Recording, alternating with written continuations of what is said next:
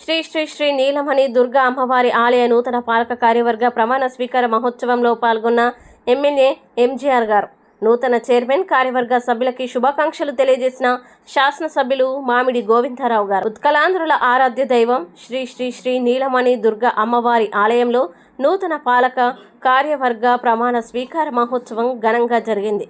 ఈ కార్యక్రమంలో ముఖ్య అతిథిగా పాల్గొన్న నియోజకవర్గం శాసనసభ్యులు గౌరవ శ్రీ మామిడి గోవిందరావు గారు, నూతన చైర్మన్గా బాధ్యతలు స్వీకరించిన అక్కాంధ్ర సన్యాసరావు గారికి, అలాగే కొత్తగా నియమితులైన కార్యవర్గ సభ్యులందరికీ హృదయపూర్వక శుభాకాంక్షలు తెలిపారు.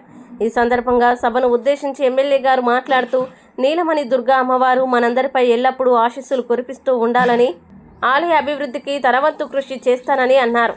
అలాగే ఇటీవల జరిగిన అసెంబ్లీ సమావేశాల అనంతరం దేవాదాయ శాఖ మంత్రి వర్యులు ఆనం రామనారాయణ రెడ్డి గారిని స్వయంగా కలిసి పాతపట్నం ఇలవేల్పు ఉత్కలాంధ్ర ఆరాధ్య దైవం శ్రీ శ్రీ శ్రీ నీలమణి దుర్గా అమ్మవారి ఆలయ అభివృద్ధి కోసం వినతి పత్రం ఇచ్చి ఆయనతో చర్చించడం జరిగిందని తెలిపారు.